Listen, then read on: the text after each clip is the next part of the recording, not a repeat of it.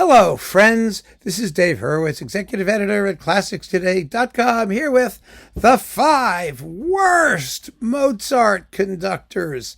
Everybody thinks they can do Mozart. It's supposed to be easy. You just sort of wave your hands around and poof, out comes Mozart because it's so perfect and so lovely and so affecting and delicious and gorgeously scored. And yes, the acme of perfection.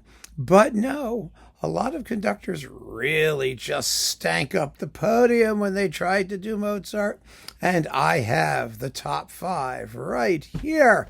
Of course, you may select your own 5 horrible Mozart conductors, but I think that this list is a pretty solid one, although it may be controversial amongst some of you.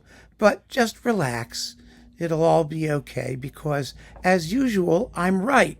And that really sort of gets me a long way, being right. It's a good thing to be. And here I'm really right. Number 1, Arturo Toscanini. Toscanini was just temperamentally unsuited to Mozart. It's really very funny.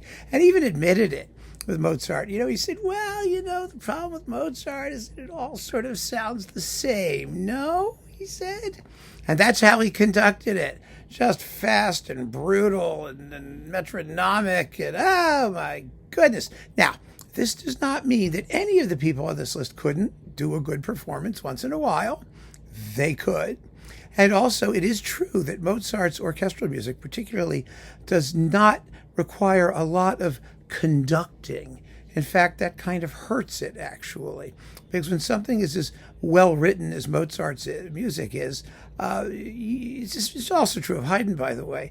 If you're going to bring something to the party, it has to be really consistent with the idiom and the style of the music. It can't be some sort of foreign element, and that's an issue.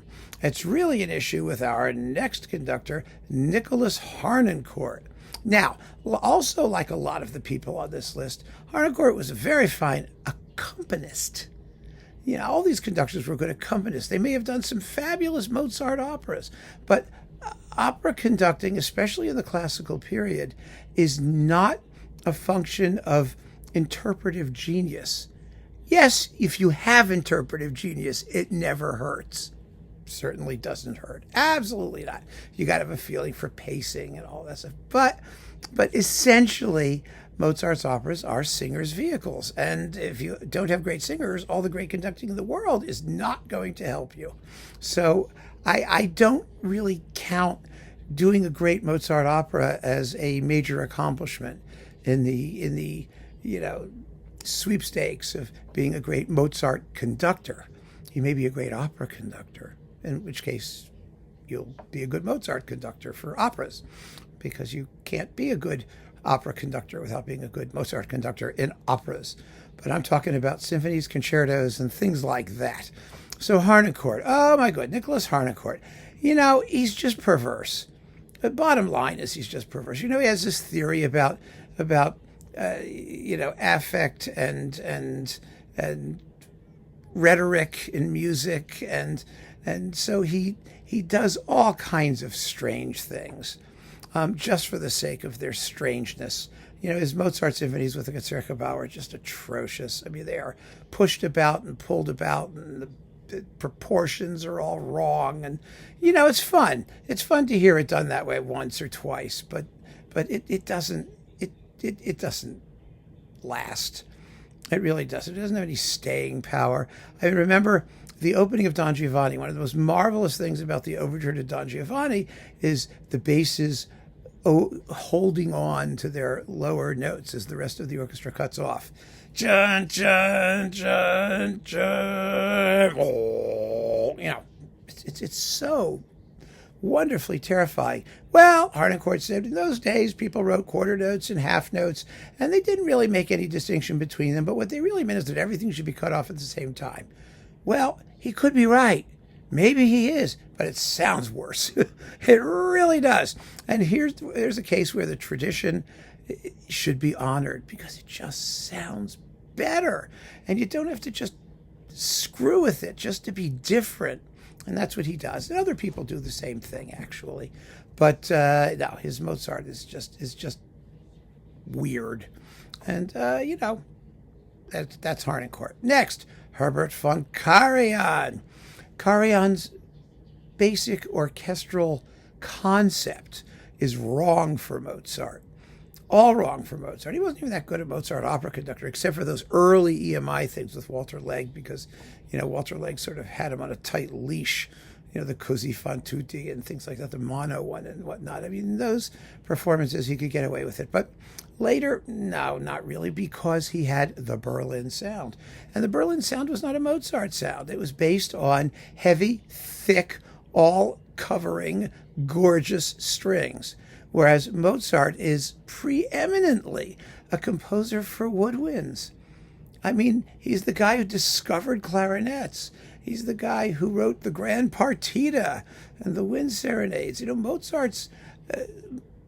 Mozart's sensuality is not a function of string timbre. It's a function of gorgeous woodwind sonority.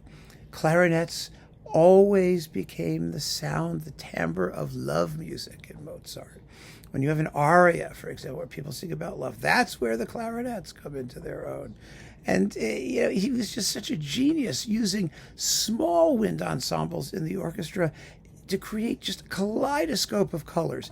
And Karajan could not be less interested. And he had fabulous woodwind players in the Berlin Philharmonic, but he didn't really care about them. And, it's all strings all the time. And that just ain't Mozart. Next, oh, what a dud, Teodor Currentzis. Now, he hasn't recorded a lot of Mozart. He hasn't. He did the Requiem on Alpha, which wasn't terrible. And then he did the major operas, the Da Ponte operas, with his own little cult up in Perm, Siberia, wherever they were. He had all these people.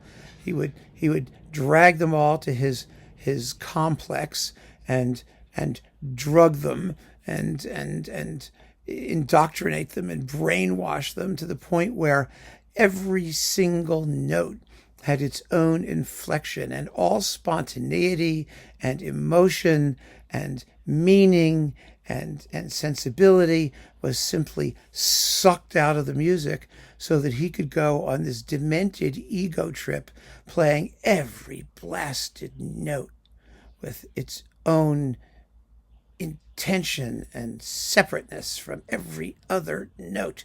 And the performances, they were just grotesque. They really were. And, the funny thing about them, people raved initially because, of course, they were disciplined to the point of craziness.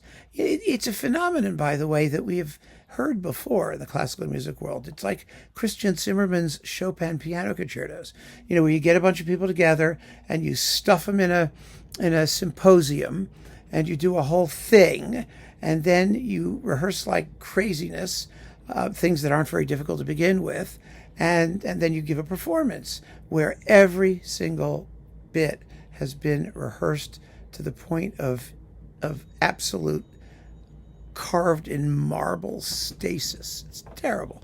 And sometimes it works, actually. Sometimes it doesn't. With Chopin, it worked because Zimmermann is a great piano player. So even though, the orchestral scaffolding might have been, sort of carved in granite, you still had beautiful piano playing. And so it was an interesting tension. It does not work the same way in these operas, these Mozart operas, not by any stretch of the imagination with Currentzis. And, those recordings were funded by someone or other. They were issued on Sony, I believe. They came out and got cut out and disappeared, and no one mentions them anymore. Kind of fascinating, because they got lots of mention when they first came out, but then the packaging got cheaper looking and things got less expensive, and now they're gone. Poof! And nobody cares. That is the strongest indicator of his complete and total irrelevance as a Mozartian. Just a bad experiment, frankly. And last but not least, Claudio Abbado. Abbado's an interesting case. Abbado is just lousy in music of the classical period. Again, he's done some opera performances from that era, and he's amazing in Rossini, who is a classical period composer. He really is, but he's amazing in Rossini because Rossini is a micromanager, and so is Abbado. So they're really simpatico. But when it comes to music of the period generally, micromanaging is the last thing you want to do. It's really what ruins Harnoncourt's Mozart. It's what ruins Abbado's as well. His symphony recordings, generally speaking, have been absolutely dreadful. They're mannered, they're fussy, they're rigid and uninteresting. He can, by the way, accompany. He did some lovely, lovely Mozart violin concertos with, what's his name? What was it, Giulio Carmagnola? Is that his name? The period instrument guy. Beautiful, beautiful performances because he's accompanying. And he's a generous colleague as an accompanist. But when he has to take the podium and take control of the whole situation and try and offer an interpretation, he's totally at sea. Completely, totally lost. And it's true whether it was his earlier recordings or his later quasi-period instrument-influenced recordings. They suck equally. And it's shocking because he was an incredibly gifted musician, an incredibly talented guy.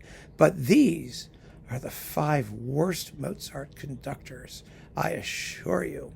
And if you have your list of 5 really sucky Mozart conductors, feel free to offer it. It ought to be interesting. Keep on listening, friends. Thanks for joining me. Take care.